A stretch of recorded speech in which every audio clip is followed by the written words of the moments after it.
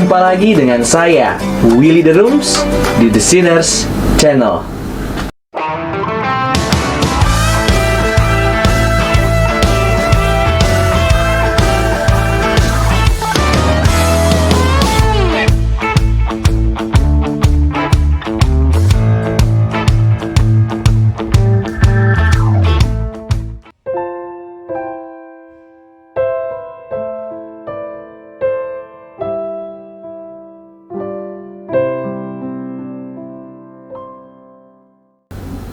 Orang Kristen percaya bahwa pembenaran dalam artian bahwa secara yuridis kita dipandang benar di hadapan Allah adalah anugerah Allah semata dalam Kristus Yesus. Tidak mengherankan kita tidak menjalankan ibadah puasa dalam konsep penyucian hidup yang sama pada bulan ini. Berkenaan dengan puasa ini, khususnya di kalangan orang Kristen, terjadi kebingungan yang tidak dipertanyakan, namun dijalani, baik dengan melakukan atau tidak melakukannya.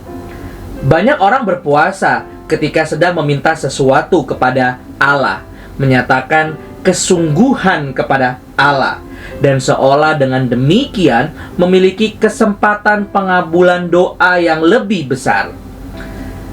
Ada juga yang berpuasa dalam bentuk pengekangan diri akan berbagai kenikmatan. Sebuah bentuk asketisisme yang dikerjakan dengan alasan yang mungkin tidak terlalu dimengerti. Mungkinkah kita bertanya, apakah orang Kristen seharusnya berpuasa?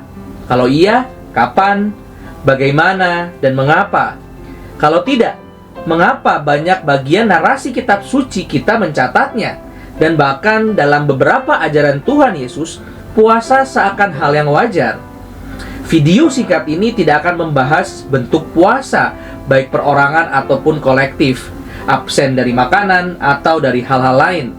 Lalu juga tidak bicara lama puasa yang dicatat cukup variatif dalam Alkitab. Namun, dalam video ini kita akan secara singkat melihat dua pengertian puasa yang dicatat dalam Alkitab dan mencoba mengangkatnya dalam konteks kita saat ini. Praktek berpuasa meski tidak dicatat dengan kata ini yang paling purba dicatat dalam Keluaran 34 ayat 28 berkenaan dengan Musa yang berpuasa ketika ia menerima loh batu dari Allah. Salah satu pengertian yang sangat khas dalam Perjanjian Lama berkenaan dengan puasa adalah perkabungan yang seringkali dikaitkan dengan penyesalan dan permohonan ampun kepada Allah. Selanjutnya dalam banyak ayat lain, perintah untuk berpuasa ini secara khusus ditujukan kepada orang Israel berhubungan dengan pengampunan dosa, terutama pada hari raya pendamaian yang diadakan sekali dalam setahun. Imamat 16 ayat 31. Puasa yang berkaitan dengan pengampunan dosa ini tidak dipandang sebagai suatu usaha pribadi yang dalam kapasitas tertentu menebus diri sendiri.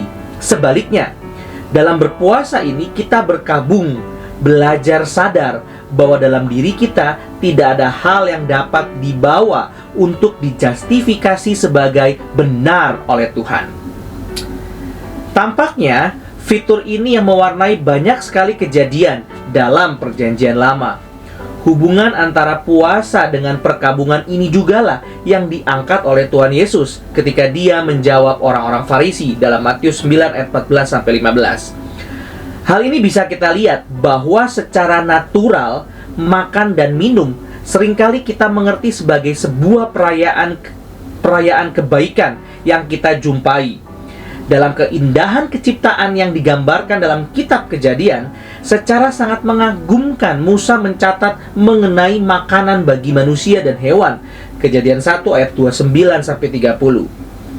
Sebaliknya, cukup mudah dimengerti bahwa ratapan akan tatanan ciptaan yang rusak juga berhubungan dengan kesulitan makanan. Dengan berpeluh, engkau akan mencari makananmu.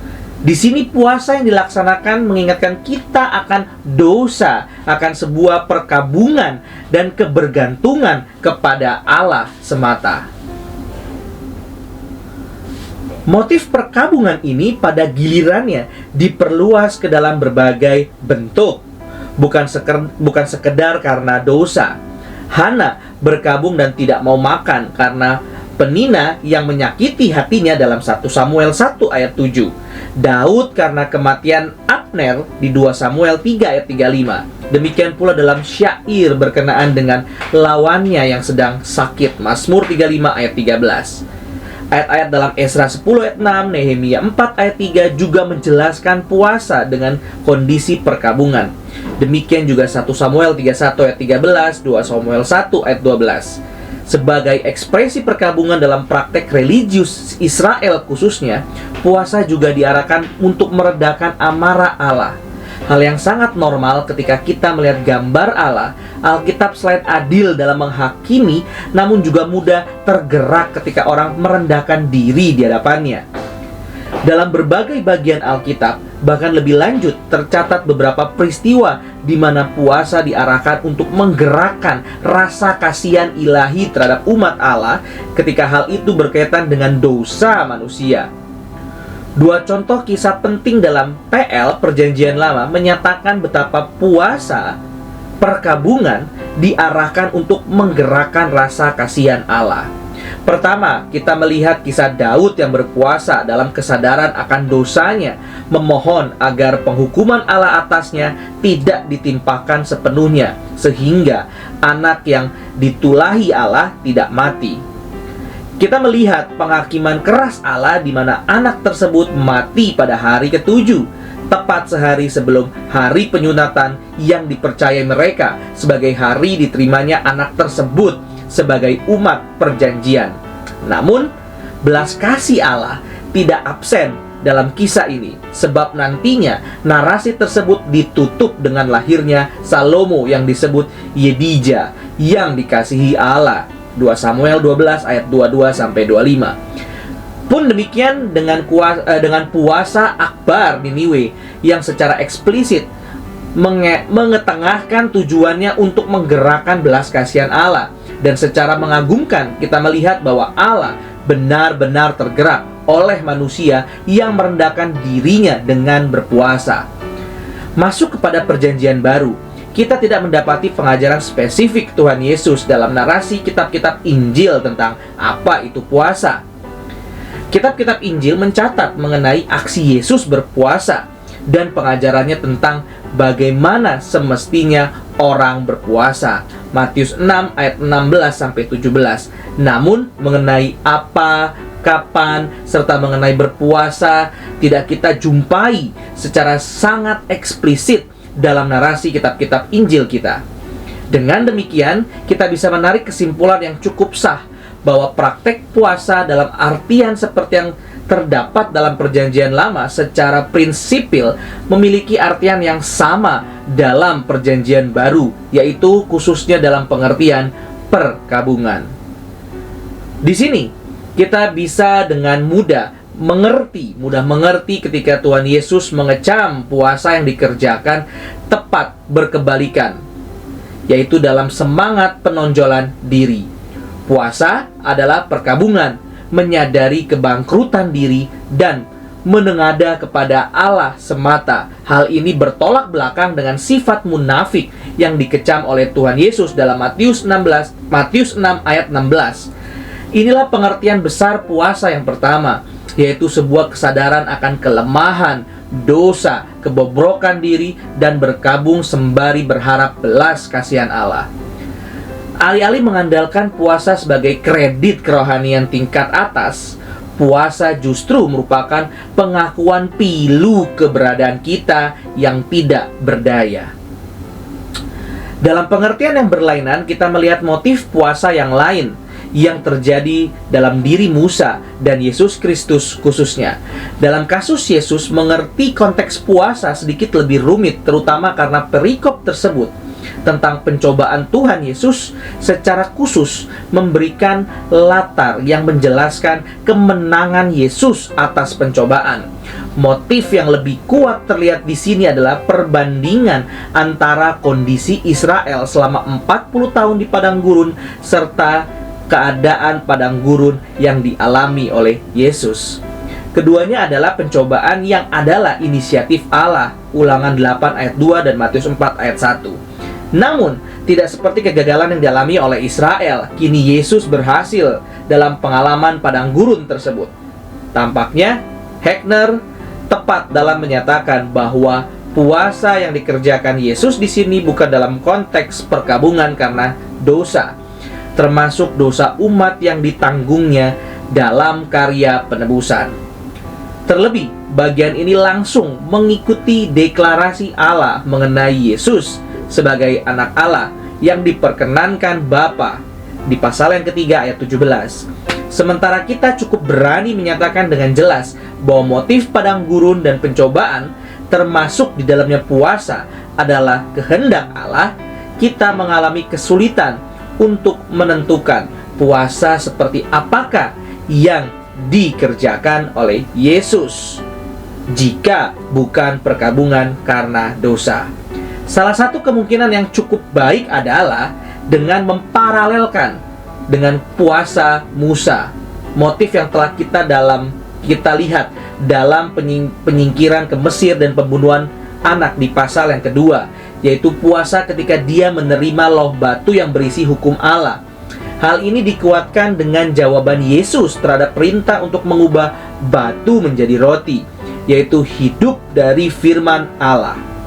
Penolakan utama Yesus tentu bukan karena makan roti adalah berdosa dalam dirinya sendiri, pun pengadaan roti dengan kuasa mukjizat. Sementara hal ini nantinya kita lihat benar-benar dikerjakannya dalam peristiwa 5 roti dan 2 ikan. Di sini secara kasar kita mendapatkan motif puasa yang sangat indah, khususnya dalam praktek spiritualitas Kristen kita. Sejak manusia diciptakan, makanan adalah berkat Allah, sarana pemeliharaan yang sangat natural yang dikaruniakan Allah kepada manusia. Dengan demikian, makanan adalah hal baik. Setelah manusia jatuh dalam dosa, Kitab Kejadian menyatakan bahwa meski ada hukuman, sarana pemeliharaan Allah melalui makanan ini tidak dihilangkan oleh Allah. Allah menyatakan, dengan berpeluh engkau akan mencari makananmu, Kejadian 3 ayat 19. Pun perjanjian pemeliharaan dengan Nuh, segala yang bergerak, yang hidup akan menjadi makananmu. Aku telah memberikan semuanya itu kepadamu, seperti juga tumbuh-tumbuhan hijau yang di pasal 9 ayat 3. Namun manusia yang penuh kelemahan diajarkan untuk menyadari bahwa Allah lah sang pemelihara sesungguhnya dan bukan makanan. Sehingga dalam konteks Musa, dia diperkenankan untuk menikmati hadirat Allah, bersekutu dengan firman, sembari absen secara total dari makanan dan minuman. Demikian kita jumpai dalam konteks Yesus, bukan dari roti saja manusia hidup. Absensi dari sarana pemeliharaan utama kita menyadarkan kita bahwa kehidupan kita sesungguhnya ditopang oleh Allah dan bukan oleh makanan. Perkataan ini nantinya akan diamplifikasi dengan perkataan bijaksana. Berbahagialah orang yang lapar dan haus akan kebenaran di pasal 5 ayat 6. Di sini berpuasa bukan lagi kita mengerti dalam semangat askese, pengekangan diri, pantangan atau larangan untuk makan, namun sebaliknya merupakan satu sarana untuk membebaskan kita dari pengertian ketergantungan kita pada makanan dalam dirinya. Puasa dalam hal ini bukan berarti tidak boleh makan, namun boleh tidak makan di dalam peringatan akan kebutuhan kita yang paling mendasar, yaitu Allah, firman-Nya yang adalah kebenaran.